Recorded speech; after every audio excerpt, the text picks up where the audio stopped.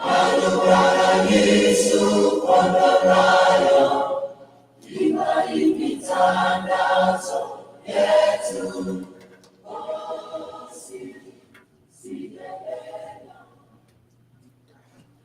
to the greatest show on earth. Definitely the political, economic, and current affairs analysis from the diaspora and the Pan-African angle. My name is Nana, and we'll be looking at issues pertaining what actually transpired during the week.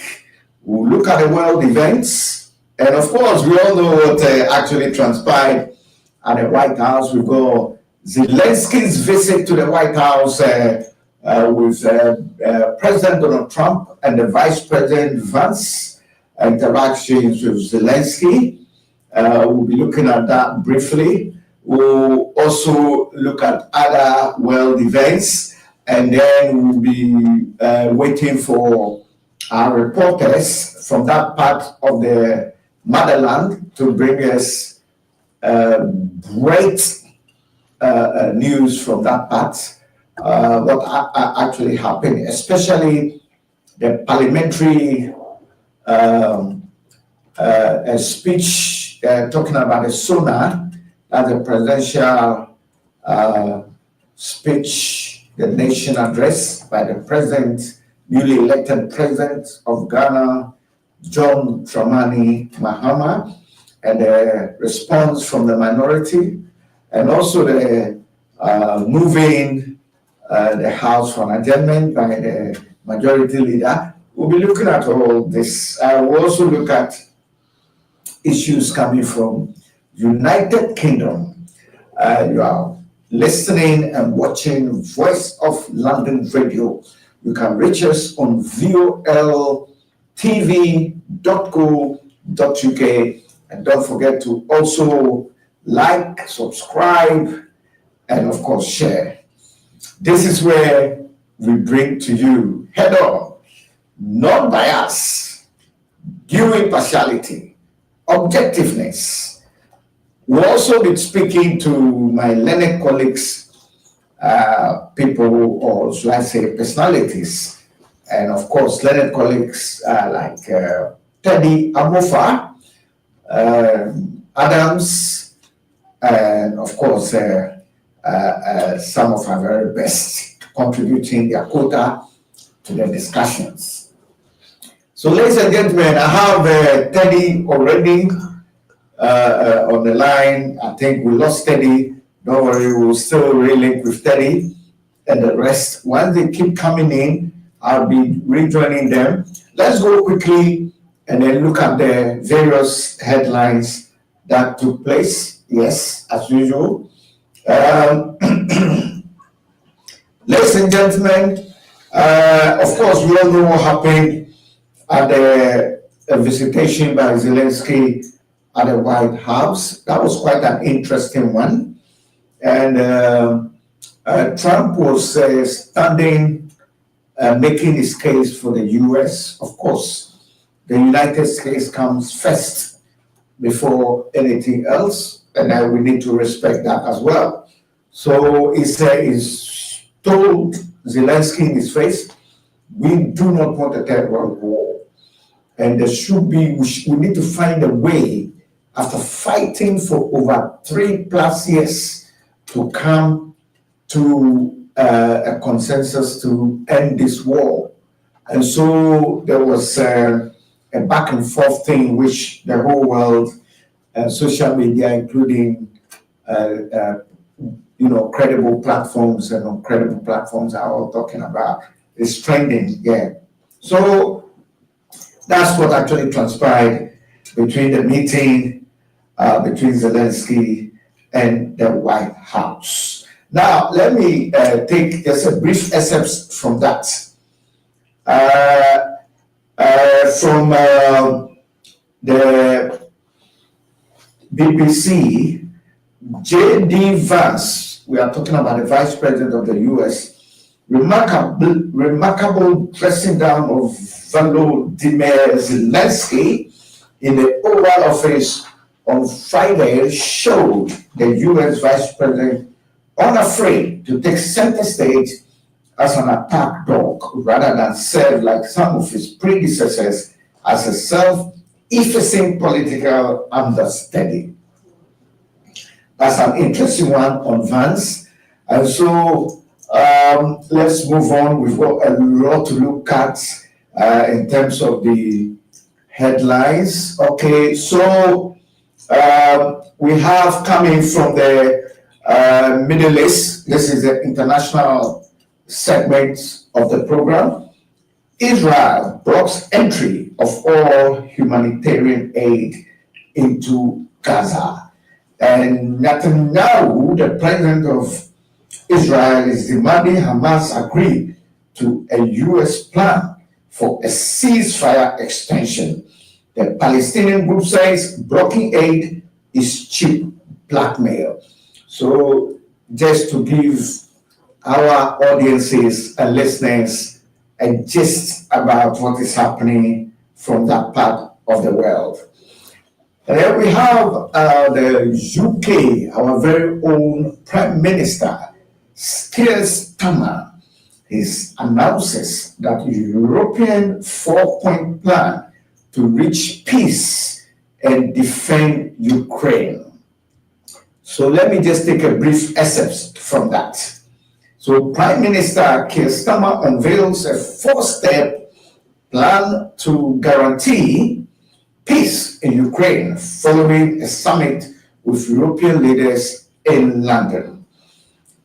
He adds Europe must do the heavy lifting, but backing from the US is needed, and saying the UK, France, and others have agreed to work with Ukraine to end the fighting. Ukraine President Volodymyr Zelensky is meeting with the king at Sandringham Estate. The Prime Minister also announces the UK government will allow Ukraine to use 1.6 billion of UK export finance to buy more than 5,000 air defense missiles. So this is coming from the European section this week. And as usual, like I said, we are all about information, education, and enlightening the masses so that we all become privy to what is transpiring across the world.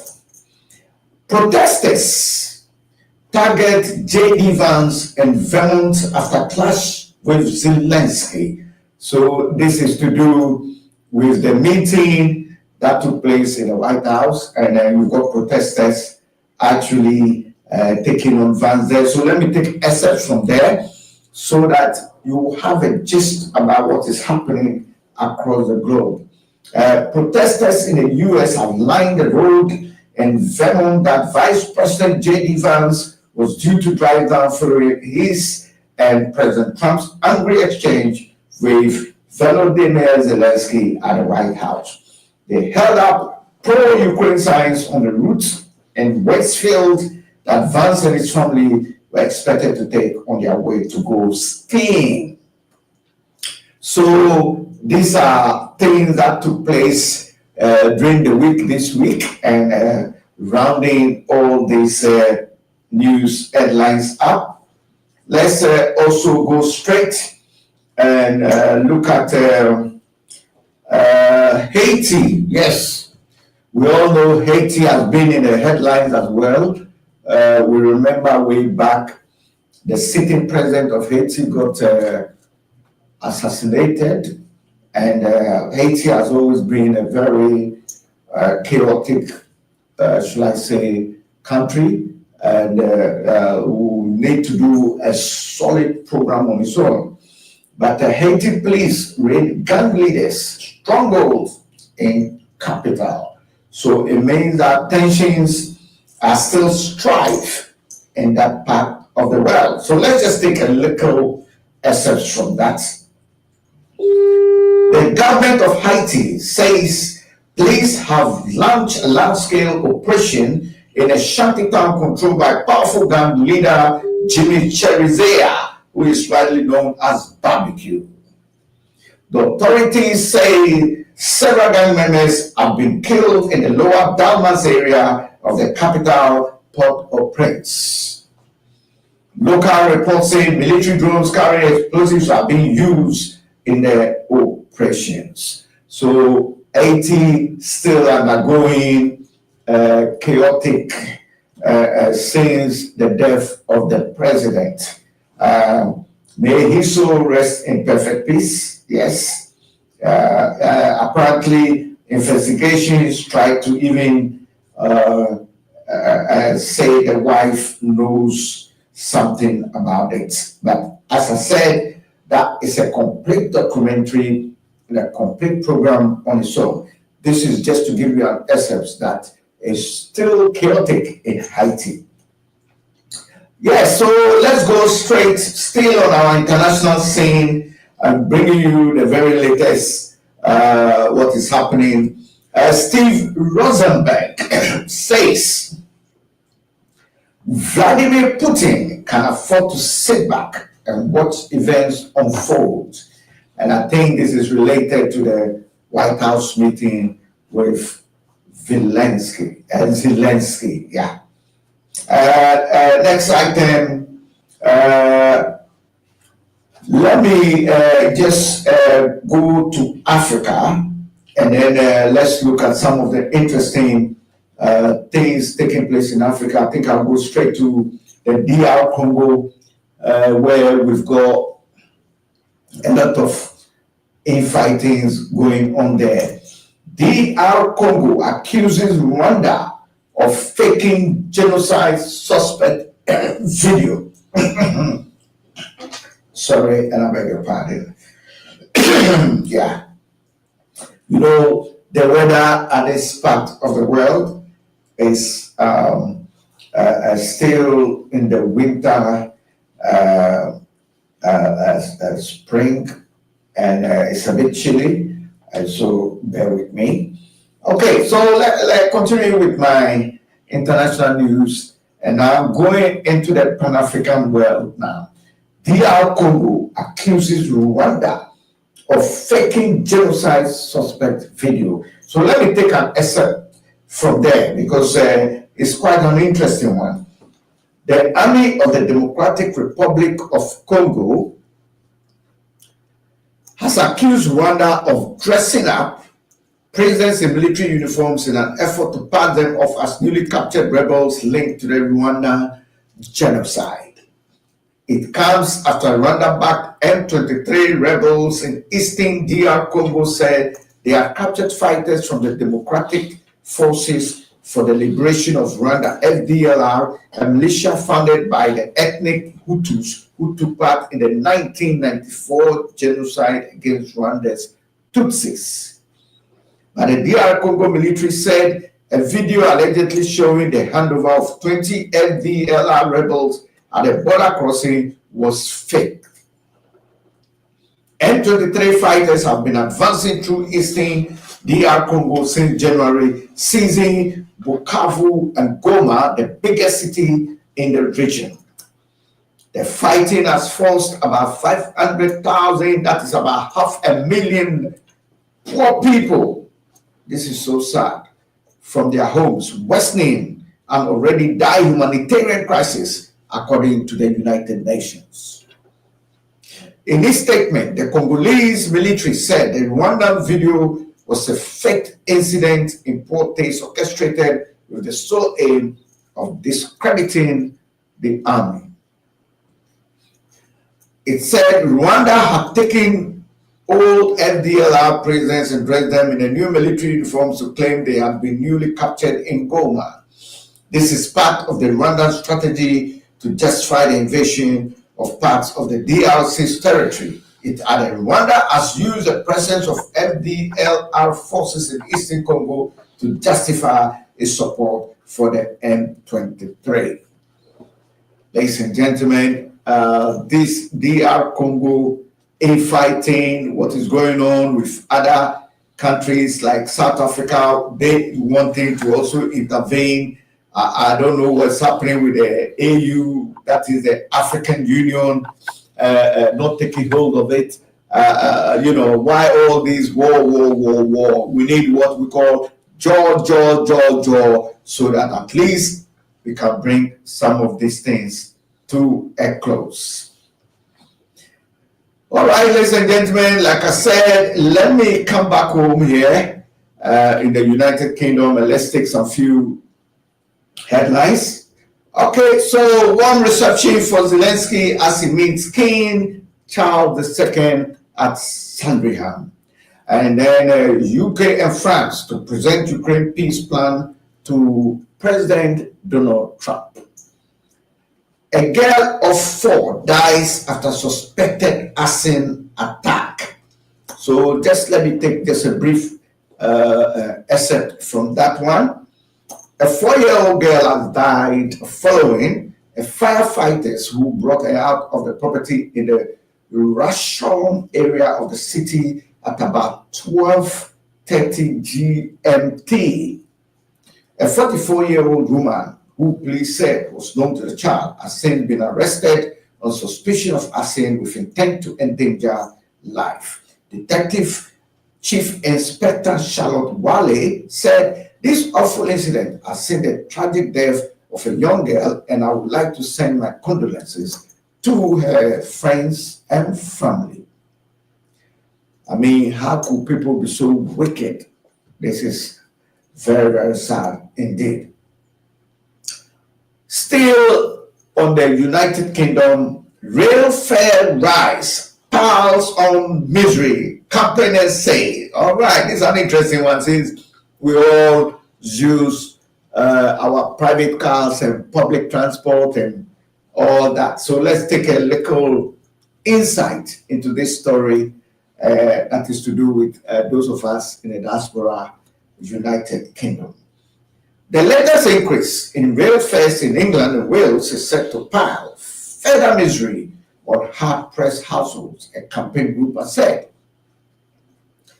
And from Sunday, regulated rail fares in England, talking about from today, and Wales have risen by 4.6%, and the price of most rail cars has increased by £5.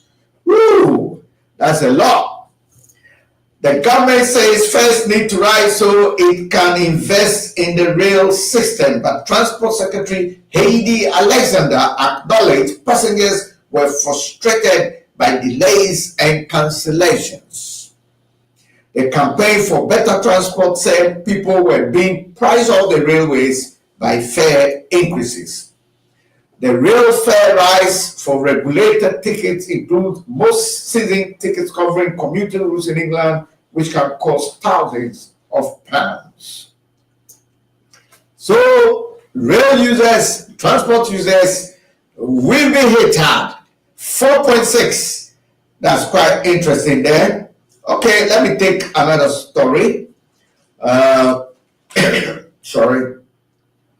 Why NHS England boss suddenly quitting is a huge moment.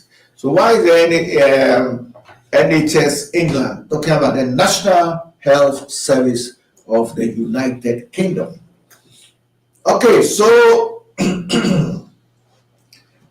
sorry, I apologize for that. Yeah. Amanda Pritchard, head of NHS England, will have regular Monday meetings with Health Secretary Wes Streeting to review performance and address challenges. But last Monday was different. After discussing the state of the health service, she announced she was stepping down with just 1 month's notice. It came as a shock to many in the organization, under which there are 1.4 million staff who deal with 1.7 million patients every day. But those in the know had suspected something was happening, though not the timing. That meeting between Pritchard and Streeting was the natural conclusion of changes which had been rambling on in the corridors of power for some time. NHS England was given autonomy by the then Conservative Health Secretary Andrew Lansley in 2013. The aim was to free the organization from interference by politicians. Under Simon Stevens, now Lord Stevens, NHS England developed into what looked like a rival power base and led by an alternative health secretary. He was at the heart of work drawing up long-term NHS plans under David Cameron and Theresa May. Lord Stevens knew his way around Whitehall and knew how to win backroom battles with ministers. Amanda Pritchard had been deputy to Lord Stevens since 2019 and played a vital role in the NHS response to the pandemic, including the vaccine rollout. It had seemed inevitable she would take over the top job in 2021. Understandably, she expected to continue in the same vein as her predecessor. But with the arrival of a Labour government last year, that certainly began to weaken her position.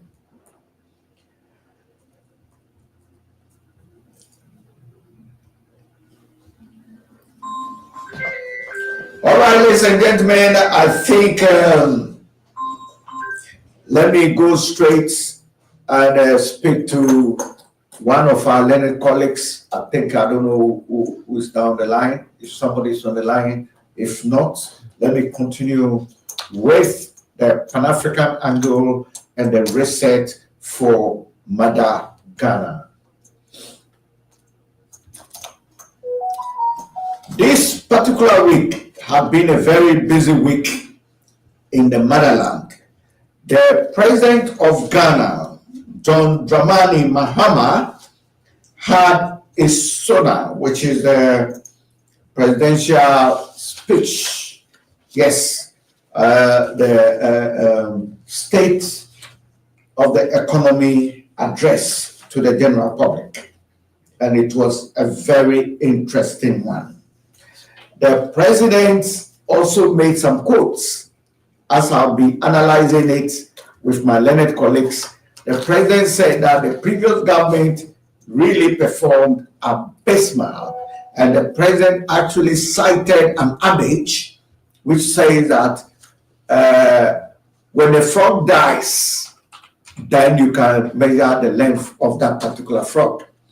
And that says that there have been a lot of damages. State of the Nation address by the president of Ghana, John Dramani Mahama. He actually painted a very, very sad picture with debts ravaging the country, stealing a lot of monies that could be used to build a country had gone into individual pockets, and he spoke about the oral operation. Yes, I think operation Bring Back the Loot or something like that. Yeah. Okay. All right. So we need to, I think, resend some of the links to Godfrey and others because they are complaining they haven't got the links. I hope my sound engineers will resend the links to them so that I can interject with them. In the interim, let me do my own very titration. Let me do my own very titration here before they come on board.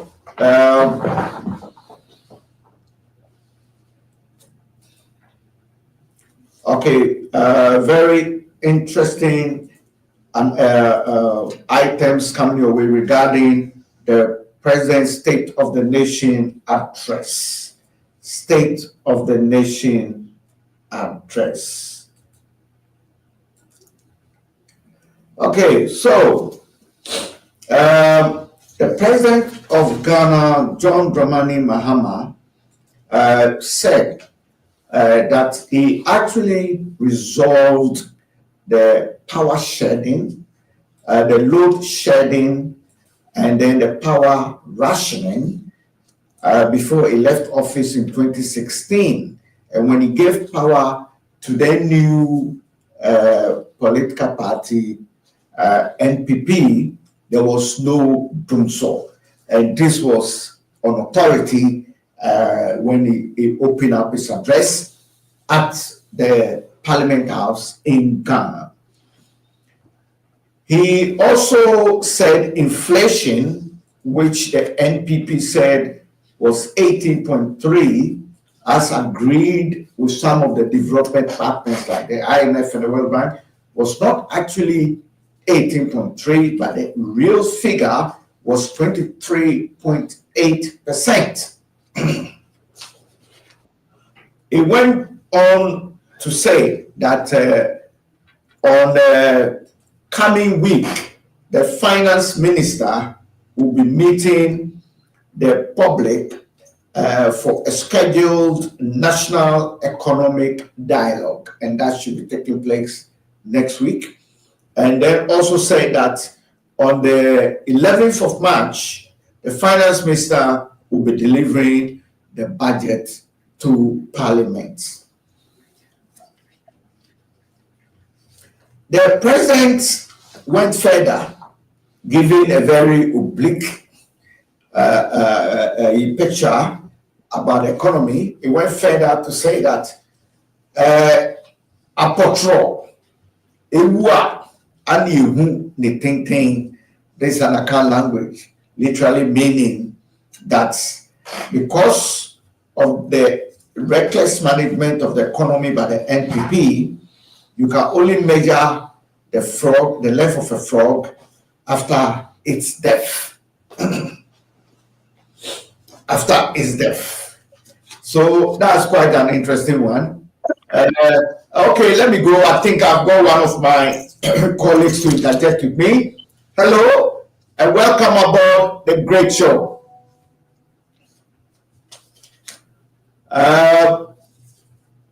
Welcome to the show. Oh, fine. Yes. How are you, sir? Fine. I lost contact with. Yeah, I know. Don't worry. It's technology, and sometimes you do lose contact. Yeah. And with some of the advanced technologies, sometimes they have to abort. Even in the space shuttle, sometimes they have to abort if there's some technical hitch. So, welcome, my learned colleague in the person of Teddy Amofa. Say, Teddy, good evening and welcome to the show. Thank you, sir. Good evening.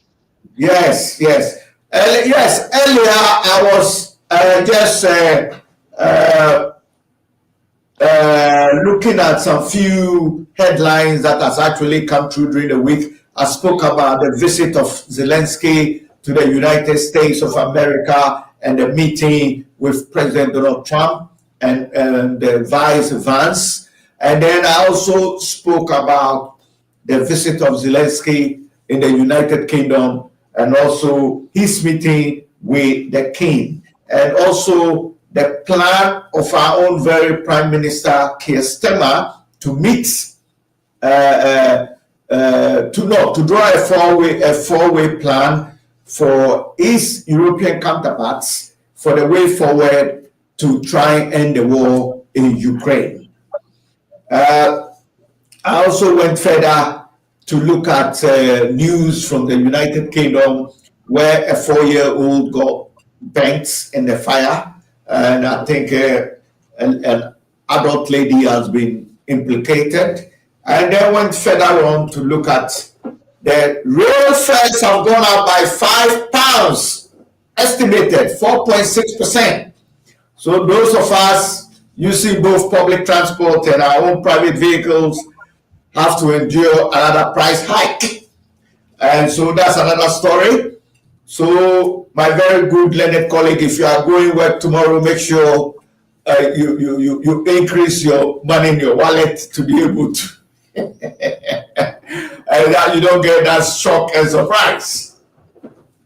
And so I then dribbled my way into the Pan-African angle where I looked at the Democratic Republic of Congo, government there accusing the M23, of course, who are making inroads, going through Goma and the rest as well, and accusing them of staging the genocide incidents at the border, and they have proved things like that. And so I then came to the motherland, Ghana, where I'm looking at the State of the Nation Address, the SONA, and thank God you also came in so that we can interject. If you can just give me a brief overview of from the international scene, briefly, in terms of the Zelensky and then the Trump Vance meeting without going deep, just briefly, and then we can move on to our African items. Okay. Well, I think Europe and America are looking at things from opposite directions. On one hand, you have the Americans, I think, in line with Putin, and I think and you have Europe coming together, condemning Putin and are disappointed about the stance of America. And I think from that, that's the angle I look at things from. And I think Zelensky is now in an awkward situation now. On one hand, he's battling America. They want a ceasefire, but on both flanks, he's at a disadvantage. If he signs an agreement put forward by, I think, America, I think his people will lynch on him. So he's in a very, very, very awkward situation. I think if he goes the American way, he will look impotent in the eyes of his own people. It means America is not saying anything bad. They are talking about having a ceasefire instead of war. And they are saying, look, let's have a JoJo and bring, some form of, at least have a ceasefire. Ceasefire. Ceasefire in the sense that that means that he has to cede. I think the issue is not ceasefire per se, but ceasefire and ceding more land to Putin is probably the issue. And also, secondly, also agreeing not to join. I think the issues are twofold. He could there could be a ceasefire agreement whereby he would agree not to join NATO. But the issue is the land occupied by the land seized by Putin now. What's that going to be? Well, we can have a ceasefire in place, then they can negotiate, isn't it? Because all Putin is saying is that he doesn't want Ukraine joining NATO, and he doesn't want an atomic bomb next to his border. Or what do you think? Well, that's a fair comment. But what I'm saying is, in war, if you go to war, anything that you occupy, anything that you seize belongs to you.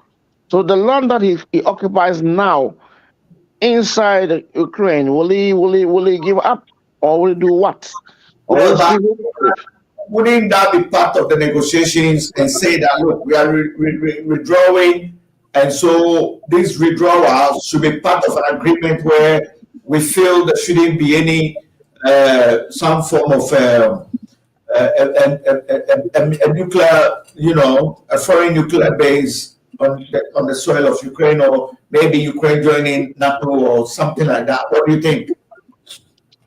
Well, we are looking at all things superficially. I think the negotiations is the issue as to who could be trusted. That's the issue. But I think Trump categorically was saying that, look, he wants a ceasefire now, and then they can then get to the negotiations, isn't it? Because if the negotiations fail, then it's back to war, isn't it? No, but he's saying, because he is saying something different in regard to the assistance by the U.S. On one hand, I think like Europe said what they give to these guys is a form of a gift, and he wants to say that what America gave to to Ukraine wasn't a gift, but probably a loan. So he wants the loan back in the form of resources. But as to whether, so we don't know who is speaking the truth. As to we don't know the agreement that Biden signed with. Was it a gift or a loan? That's the issue.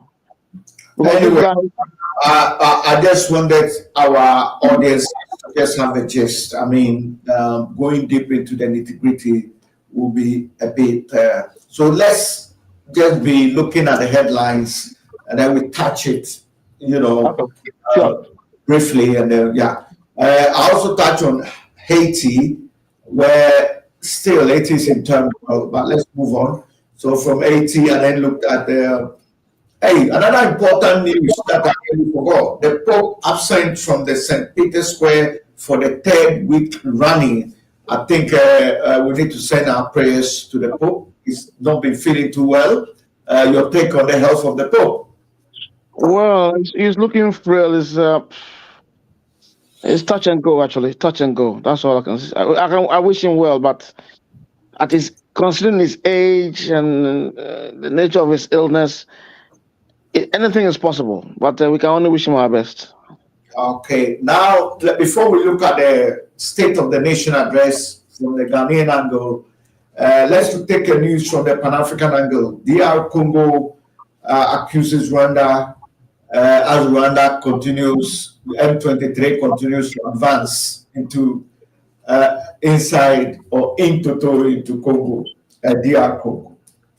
Do you see any ceasefire or any stop to this chaos in Africa? We've got so many wars. Why can't Africa unite? And it's always divide and rule and wars and divisions, misunderstanding, tribal, this. I mean, what's going on?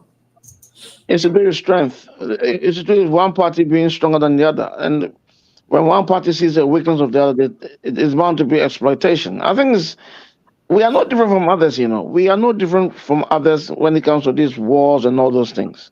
Yeah. We are all the same. We are human and we are the same. When it comes to greed, when it comes to power, we are all the same. So one party sees exploitation of, and they'll take advantage. That's all. That's how it goes. Okay, let's move straight and look at the SONA, which is the State of the Nation address by the just elected President of Ghana, John Dramani Mahama. And he took to the center stage and he painted a very gloomy picture. Yeah, you wanted to come in, yeah? Oh, me? I'm just listening to you. No. Okay, so the State of the Nation address, President John Mahama painted a gloomy picture, which I'm sure you are aware. He said, proud to live in office in 2016-17, he solved Dumsor, and there was no power rationing and no load shedding, and he's saying that on authority. What do you make out of that? During the last 6-7 years of the MPP government, there was no Dumsor or anything. Everything went into place until recently, during the dying days of office. So as to, I don't know the nitty gritty of how things got out of hand. Let's be fair, there were a bit of light-offs, and then they would say it is not Dumsor, but it is repairs. I mean, you went to Ghana, I'm sure you experienced a bit of that. It might not be to the magnitude of the Dumsor levels, but at least. I'm not saying that. I said during the whole of the first term in office, there wasn't any of these things happening. But during the last a year or so, during 18 months to 2024, we experienced. I don't know the nature of it, why it happened. I don't know. But the point is, it happened. Yes, call it Dumsor, whatever you call it. But what I'm saying is, so would you say the statement of the president that he resolved Dumsor, and so in 2016 must be very true, because the machineries and all those gadgets were flown in, and the Ghana Dumsor was resolved. Well, yeah. Okay, because I think we also have one chairman Sabosu, a very big figure in the former government who also confirmed it, isn't it? I think we have that clip. But let's move on. The president also made points that the actual inflation the previous government left wasn't actually 18.3%, 23.8%. And so he felt that the previous government was being economical with the truth. Your view on that? Well, I think this issue is a tit for tat issue. I recall in 2017, 2018, when Nanado was also addressing the nation address. He highlighted the fact that the NDC were making noise about infrastructure and road developments, but he restored the whole country, but he doesn't see it. So you see, it is all. The point is, my view is, once you are in power, get on with the job. Because if you keep blaming the same thing, it's just a tit for tat issue. Right. But shouldn't they start taking the people serious and stop playing with the life of the public? Exactly. That's what I keep saying. I said, what he's saying is no different from what Nanado said when he made a statement that they were talking about infrastructure, everything's in their green book, and he said he's taught the length and breadth of the nation, but he doesn't see the so-called roads and everything. So they're all saying Okay. the same thing. So the point Okay. is, since you don't, The president further went on to say that he is putting on authority, he, and I'm quoting him, I, John Dramani Mahama, will fix the economy like he fixed Johnson. And then he further said that coming next week, the 3rd and the 4th, he's going to make sure there's a national economic dialogue, and also on the, I think the 11th, we have the finance minister also delivering the budgets. What's your take on all this? I think the same thing was said in 2015 about the dialogues in somewhere winnable also that the opposition party failed to attend. The point is, they're all headlines. Time will tell. For me, as I keep saying, get on. There's too much talking. Get on with the job. Let's see the actions. More action, fewer words. Then let us praise him when we see the tangible results. But I would do this. They've all said the same thing. Let us see the tangible results. Then the praises will follow. Then Ghanaians will see for who he is. Then come the election as to whether he has passed the tests of the social contract. Then the NDC stays in power. But the But, talk from it, they are yeah, all but, doing the talking.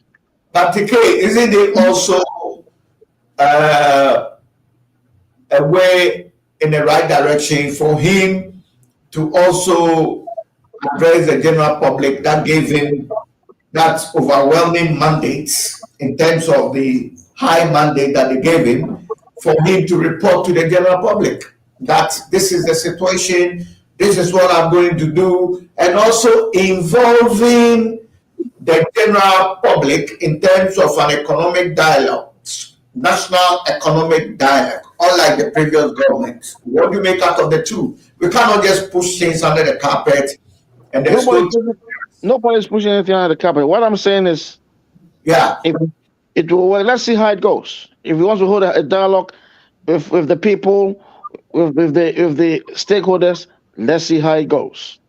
Okay, because Let's we never had that with the previous government, though, isn't it? let's see how it goes. Everybody comes with a new formula, everybody comes with something which is novel. So let's see how it goes. All right, let's see how it comes out. Yeah. Okay, and then any view on the next week's, or should I say a week after's, finance minister's budget? Are you optimistic, or what do you make out of it? Well, If they have the right policies in place and it will work, then it's all well and good for the nation. So let's wait and see what's inside the budget, how much will be spent, and let's see how it goes. Right. Now, I was the majority leader in the House also made mention when he was given an opportunity to move for a motion to adjourn the House. And he said that the majority were all in white and the minority were in black. And he is of the view that it was a devastating blow that the minority received and they just ended elections, and therefore they are still mourning. Hence, they came in black. That is a bit of a humor, though. What do you make out of it? They all do the same, isn't it? They all do the same. They all do the same. I remember when the MPP came at the point in time, they were also it's all gimmicks. Let's to make to make the thing a bit humor, but well, it's part of the game. It shows that it shows that the humor shows that uh, that there is no animosity. It's just politics, Politics. propaganda. Yes, yeah. So And then I remember the minority leader, when he had the floor, he also referenced the president. The president mentioned Akuko Kete Kete as Akuko Kete Kete project is coming to salvage the chicken industry in Ghana, and then also make sure there won't be that much of an import. That the chicken Ghanaians would depend on the eggs that the chickens will lay will be homegrown. And the minority leader, also Afenyo Markin, also said and referenced the president with the guinea fowl, and it was a bit of a in the House of Parliament. So it's quite yeah, interesting, isn't it? but on a serious note, I think the for me, if Ghana is able to rebalance that issue, I think it will help the country. That's lay more emphasis on the domestic market, whereby we cut our import bill. I think if they able can do that, well, it's a very very very dicey issue for the local manufacturers because Yes. we have cheap imports that we can compete against. So I think if they can address that issue, then I think it's in the right direction. Okay, and let's take our final cue, and we got more, but we can do that in the course of the week when we have more of the political, economic, and current affairs analysis. The last one is the adage of the president coming back at the last government saying that say apotuwa and you ni tenten, in reference that when a frog dies, then you can see its length, meaning the damage to the economy was so bad that when the previous government had left office, they are now having the real picture instead of the false impressions they were giving. Your final take? That is why they were brought into power. This, I think, I like that.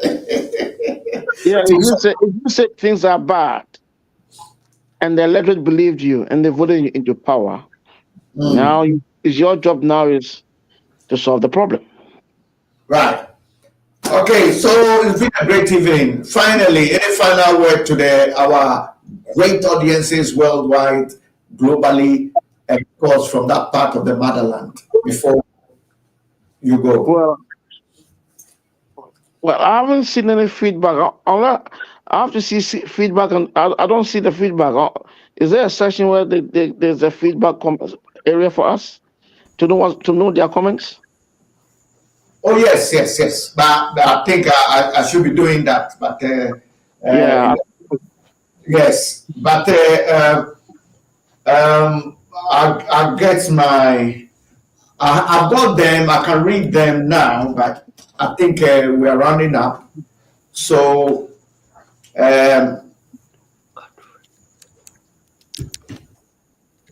okay, so let's say goodbye to you, and we look forward in actually talking to you again. It's been a great evening and a pleasure to interject and indulge with you, my learned friend, TK Teddy Amofa. Okay, I think, Teddy, are you there? Yeah, I'm there. I've got another colleague on. Hello? Yeah, Nana. Oh, okay, Teddy. Yeah, okay, so see you then. No. Before you go, Teddy. I have Godfrey on. Godfrey couldn't make it on. So you just say hello to Godfrey before we say goodbye to each other. Godfrey? Hello, Godfrey. Yes. But you know something, when they say that it's better late than never. So Godfrey, we appreciate you turning up. And I'm sure you had a lot to give us as a top reporter representing our interests from the motherland. But we can do that on our next show where you can give it to us properly. And so I'm sure tomorrow we'll be engaging you as well. So thank you, Godfrey. We like your your spirit, and even though we're just rounding up, you still showed up. Teddy, thank you so much. We appreciate it. Yes, Godfrey, thank you so much, Godfrey, and thank you for showing up. Better late than never. Okay, my beautiful audiences worldwide, I'm so grateful to have you this evening. Look out for tomorrow as we titrate, analyze, and direct all the headlines from across the globe, and then looking at the Pan-African angle, including Mother Ghana in total, right here on Voice of London Radio with me, myself, and I, Nana Osadifo.